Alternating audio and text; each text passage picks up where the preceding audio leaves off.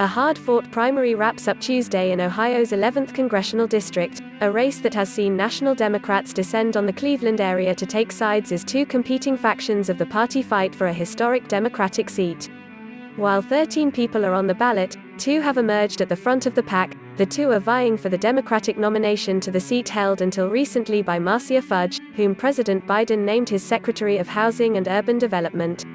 In this solidly blue district, it's likely that the winner of the Democratic primary will go on to win the seat. The primary has attracted the attention of many national political figures, with supporters seeming to line up along progressive versus moderate lines. Turner has garnered the backing of Sanders, as well as the House's liberal members of the so-called Squad. Brown, meanwhile, has the endorsements of Hillary Clinton and House Majority Whip Jim Clyburn, not to mention Fudge's mother. Viewed through that lens, the race is a showdown between liberal, anti-establishment Democrats and more moderate, establishment Democrats. That said, there are some endorsements that don't map perfectly onto that characterization. Nina's been around and doing the work for so long, and I know her as a legislator, said Bakari Sellers, who co-chaired Kamala Harris's 2020 presidential run and supported Clinton in 2016. We need people who can go into this Congress and get things done. Likewise, Jeff Rusnak, an Ohio Democratic strategist who was a state director of Ohio for Bernie in 2016, said he will be voting for Brown. If you want someone in the footsteps of Marcia Fudge, you vote for Brown, he said. She's not going to be a flamethrower, she's not going to be a person who's confrontational in that regard.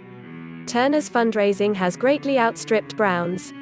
A Turner spokesperson tells NPR that the team's fundraising is at around $5.7 million, while Brown's campaign says it's at about $2.6 million. As of mid-July, there was also a difference in how that money came in. The majority of Turner's money was in donations of less than $200, while the overwhelming bulk of Brown's money was from larger donations. However, that hasn't translated to a massive Turner lead. To the contrary, reports of polls from the campaigns and outside groups spending on the race have shown Brown gaining on Turner in recent months. Brown's campaign told NPR that their internal polling as of a week ago put her 3 percentage points ahead of Turner, and that they expect it to be a close race. Turner's campaign declined to provide polling. But there's plenty of other money flowing into the contest beyond what the candidates have raised.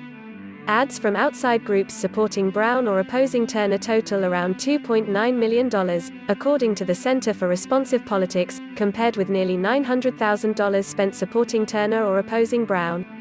The advocacy group Democratic Majority for Israel has spent $2.